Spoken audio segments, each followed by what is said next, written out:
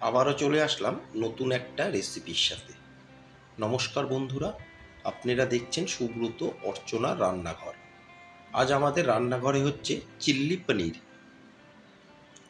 একদম হোটেল বা রেস্টুরেন্ট স্টাইলে চিল্লি পনির কী করে বাড়িতে বানিয়ে নেবেন সেটাই আজ আমি আপনাদের সাথে শেয়ার করতে যাচ্ছি। আসুন দেখে নেওয়া যাক আমার আজকের রেসিপি চিল্লি পনির। চিল্লি পনির বানিয়ে নেওয়ার জন্য এখানে আমি 350 গ্রাম নিয়েছি পনির। পনিরগুলোকে এরকম চৌকো চৌকো করে কেটে নিয়েছি। প্রথমেই পনিরটাকে আমি ম্যারিনেট করে নেব। সেই জন্য কেটে নেওয়া পনিরে দিয়ে দিলাম 1 টেবিল চামচ নুন, 1 টেবিল চামচ দিয়ে দেব ময়দা,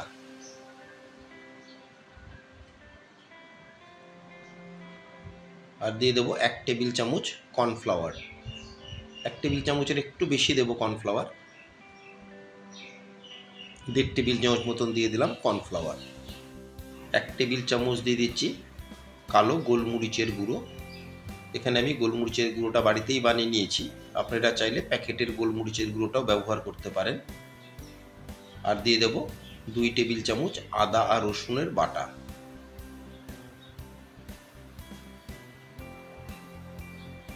দিয়ে এবার খুব ভালো মতন আমি প্রত্যেকটা পনিরের পিসের গায়ে মশলাগুলোকে মাখিয়ে নেব। খুব ভালো করে এটা মাখিয়ে নিতে হবে যাতে প্রত্যেকটা পিসের গায়ে ভালো মতন সমস্ত কিছু লাগে। একটা চামচ দিয়ে খুব ভালো মতন আমি উল্টে পাল্টে প্রত্যেকটা পনিরের পিসের গায়ে দেখুন মশলাগুলোকে মাখিয়ে নিয়েছি। এখন 15 থেকে 20 মিনিটের জন্য আমি এইভাবেই রেস্টে রেখে দেব।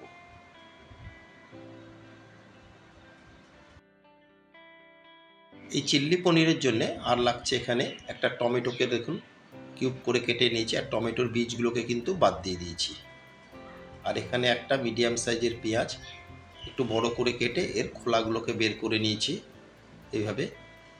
আর একটা মিডিয়াম সাইজের ক্যাপসিকামকে এরকম কিউব করে কেটে নিয়েছি। হাফ পেঁয়াজ কুচিয়ে নিয়েছি, 2.5 থেকে 3 ইঞ্চি আদা কুচিয়ে নিয়েছি। এখানে 10-12 কোয়া রসুনকেও কুচিয়ে নিয়েছি, আর 4টে নিয়েছি কাঁচা পাকা লঙ্কা মিলিয়ে এগুলোকেও লম্বা লম্বা করে কেটে নিয়েছি। আর হাফ নিয়েছি আমি পাতিলেবু। 20 মিনিট পর ফিরে এলাম। গ্যাসের ফ্লেম অন করে একটা ফ্রাই প্যান গরম করে আমি এতে দিয়ে দিচ্ছি সাদা তেল। এই রান্নাটা কিন্তু সাদা তেলেই করবেন। তেলকে গরম করে এখন আমি দিয়ে দিচ্ছি এতে ম্যারিনেট করা পনির। দিয়ে গ্যাসের ফ্লেম মিডিয়ামে রেখে আমি একটু সময় নিয়ে পনিরগুলোকে নেড়ে চেড়ে লালচে করে ভেজে নেব।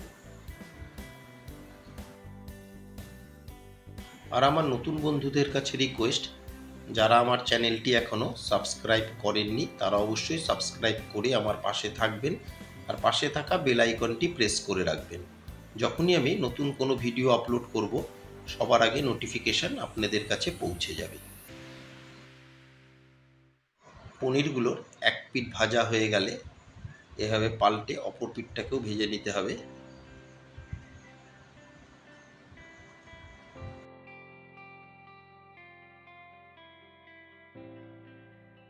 সব কটা পনিরের পিসকেই কিন্তু আমি পাল্টে দিয়েছি। এবার নিচের পিঠটাকেও একটু ভেজে নেব।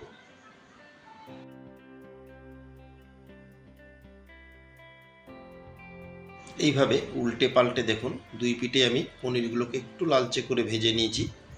এখন ভেজে নেওয়া পনিরগুলোকে তেল ঝরিয়ে একটা প্লেটে তুলে নিচ্ছি। আমি কিন্তু সময়টা বললাম না কত সময় লেগেছে, এইভাবে কালারটা আসা অবধি আমি ভেজে নিয়েছি। আমার একবারে সব পনিরগুলো ভাজা হয়নি, এবার সেকেন্ড ফেজে বাকি পনিরগুলোকে আমি ভেজে নেব। ঠিক একইভাবে পনিরগুলোকে ভেজে নেব। ঠিক একরকমভাবেই কিন্তু আমি সেকেন্ড ফেজেও পনিরগুলোকে ভেজে নিয়েছি। এবার ভেজে নেওয়া পনিরগুলোকে একটা প্লেটে তুলে দিচ্ছি।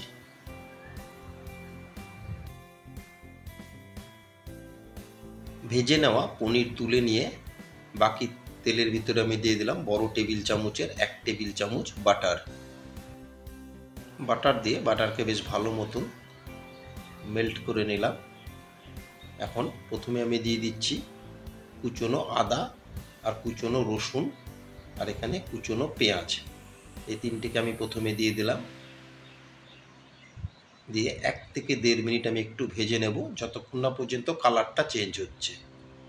একদম ডিপ ফ্রাই কিন্তু করব না।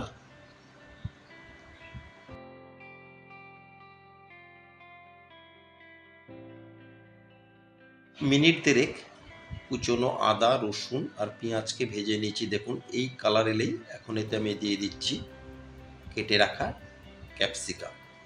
এর থেকে বেশি কিন্তু আদা রসুন পেঁয়াজকে ভাজলে ক্যাপসিকাম ভাজা হতে হতে ওগুলো পুড়ে যাবে আর পুরো রান্নার টেস্টটাই নষ্ট হয়ে যাবে।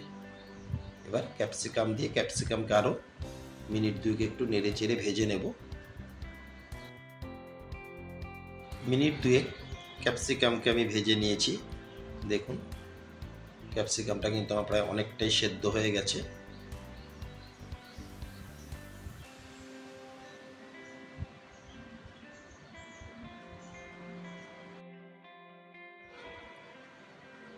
এখন এর মধ্যে দিয়ে দেব কেটে রাখা টমেটো, পেঁয়াজ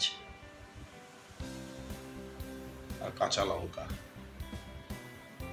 ঝালটা অবশ্যই আপনারা আপনাদের স্বাদ মতন বাড়িয়ে বা কমিয়ে নেবেন। এবার ক্যাপসিকামের সাথে পেঁয়াজ আর টমেটোকে মিশিয়ে নিচ্ছি।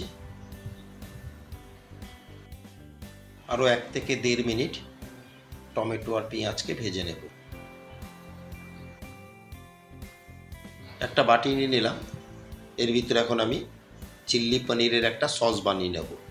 বড় টেবিল চামচের 1.5 টেবিল চামচ দিয়ে দিলাম ডার্ক সয়া সস আর 3 টেবিল চামচ দিয়ে দেব টমেটো সস।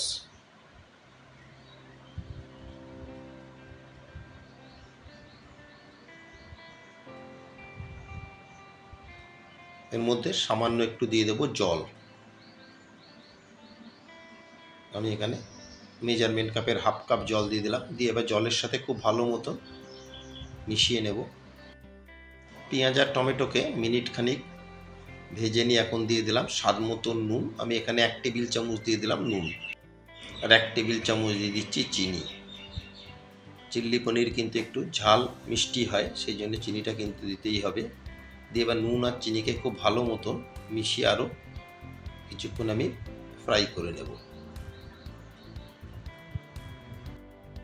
আমার আজকের রেসিপি চিল্লি পনির আপনাদের কেমন লাগলো অবশ্যই একটা কমেন্টের মাধ্যমে জানাবেন। যদি কোনো অংশে ভালো লেগে থাকে একটা লাইক শেয়ার আর ছোট্ট করে একটা কমেন্ট করতে কিন্তু ভুলবেন না। নুন চিনি দিয়ে আরও আমি 30 থেকে 35 সেকেন্ড ভেজে নিয়ে এখন দিয়ে দিলাম আমি যে সসটা বানিয়েছিলাম সেই সসটা। দিয়ে সসের সাথে খুব ভালো মতন সমস্ত সবজিকে মিশিয়ে নেব। সস দিয়ে আরও 1 থেকে 1.5 মিনিট আমি রান্না করে নিলাম হাই ফ্লেমে। এখন এর মধ্যে দিয়ে দিচ্ছি ভেজে রাখা পনির। দিয়ে এবার পনিরকে খুব ভালো মতন মিশিয়ে নেব। নিয়ে গ্যাসের ফ্লেম হাইতে রেখে এখন আমি পুরো রান্নাটা করে নেব।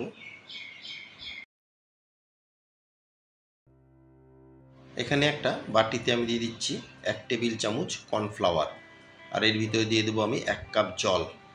দিয়ে খুব ভালো মতন জলের সাথে কর্নফ্লাওয়ারকে মিশিয়ে নেব। খুব অল্প সময়ের মধ্যে দেখুন ঘরেই কিন্তু বানিয়ে নেওয়া যায় এই চিল্লি পনিরের রেসিপি। কালারটাও কতটা সুন্দর এসেছে আপনারা হয়তো দেখে বুঝতেই পারছেন। গ্যাসের ফ্লেম হাইতে রেখে মিনিট 1.5 আমি পনিরকে রান্না করে নিলাম। এখন দিয়ে দিচ্ছি গুলিয়ে রাখা কর্নফ্লাওয়ার। দিয়ে কর্নফ্লাওয়ারকেও খুব ভালো মতন মিশিয়ে নেব। নিয়ে আরও 1.5 থেকে 2 মিনিট রান্না করে নিলেই কিন্তু তৈরি হয়ে যাবে চিল্লি পনির। কর্নফ্লাওয়ার দিয়ে আরও মিনিট 1.5 আমি রান্না করে নিয়েছি। এখন গ্যাসের ফ্লেম অফ করে দিয়ে দিচ্ছি হাফ পাতিলেবুর রস। পাতিলেবুর রস দেওয়ার আগে সবসময় কিন্তু গ্যাসের ফ্লেম অফ করে দেবেন। আর দিয়ে দেবো উপর থেকে কিছুটা ফ্রেশ কুচনো ধনেপাতা। দিয়ে লেবুর রস আর ধনেপাতাকে খুব ভালো মতন মিশিয়ে নেব।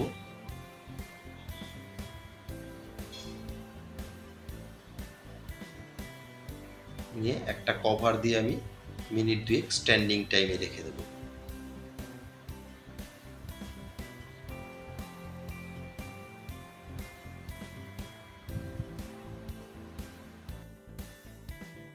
মিনিট 2 আমি স্ট্যান্ডিং টাইমে রেখে দিয়েছিলাম। এখন কভার তুলে একবার ভালো মতন মিশিয়ে নেব।